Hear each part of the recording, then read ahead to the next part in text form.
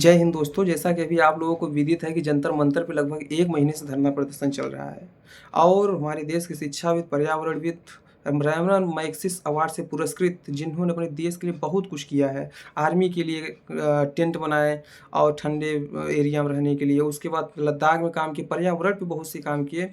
ऐसे व्यक्ति, ऐसी हैसियत सोचिए 19 दिन से आज भूख हड़ताल बैठी है, लेकिन सरकार कानून में जू तक नहीं रेंग रही है। उस कोई भी सरकार का आदमी जाकर के उनसे हाल समाचार, उनकी माँगों को नहीं पूछा। तो कभी-कभी इस लोकतांत्रिक देश में ऐसी डिक्टेटरशिप वाली सरकारें आ जाती हैं, जो सत्ता को अपने बाप की बपौती समझने लगते हैं। वो ये सोचते हैं कि अब सत्ता हमारे ही हाथ में रहेगी, कोई हमसे नहीं छीन सकता है।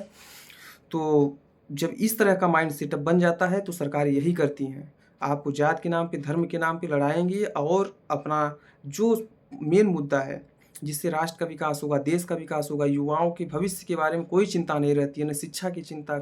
तो इन सब चीज़ों की लड़ाई है और ये देश के आत्मसम्मान की लड़ाई है, राष्ट्र की लड़ाई है। तो 20 तारीख को कैंडल मार्च निकल रहा है। ज़्यादा से ज़्यादा संख्या में जंतर मंतर पे पहुँचिए। सरकार को ये विदित कराना चाहिए, ये विदित होना चाहिए कि जो सरकार राष्ट्र हित में, युवाओं के हित में काम नहीं करेगी, वो सत्ता में नहीं रहेगी। तो अधिक से अधिक 22 तारीख को जंतर मंतर पहुँचिए और जैसे कहा गया है ना कि युवाओं के लिए कि संघर्षों के सायों में इतिहास हमारा पलता है, जिस ओर जवानी चलती है उस ओर ज़माना चलता है।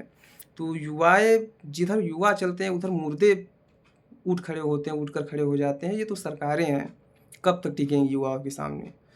अब युवा चाह ही लेगा तो फिर उखाड़ के फेंक ही देगा। अभी संयमित ढंग से कर रहे हैं, अनुशासन में हैं और जिस दिन इसी सरकार की तरह अनुशासनहीनता पे आ जाएँगे, तो उस दिन पूरी सरकार उखाड़ कर फेंक देंगे, पता नहीं चलेगा।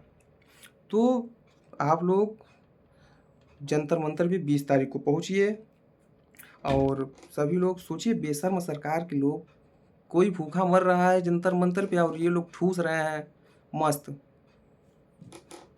शर्म नाम की चीज़, संवेदनशीलता नाम की चीज़ नहीं रह गई है। तो अधिक से अधिक लोग पहुँचे जंतर मंतर पे और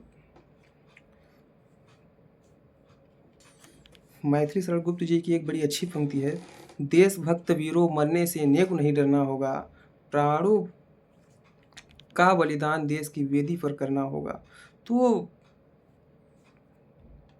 यहाँ तो प्राणों की बलिदान भी नहीं करना है, यहाँ केवल धरना प्रदर्शन देना है। तो 20 तारीख को पहुँचिए, ज़्यादा से ज़्यादा जनसंख्या में पहुँचिए और सपोर्ट करिए। देश के भविष्य का सवाल है, युवाओं के भविष्य का सवाल है।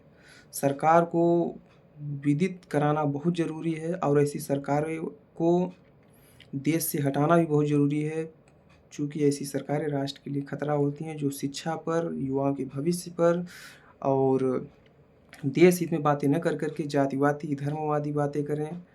तो बहुत-बहुत धन्यवाद। जय हिंद।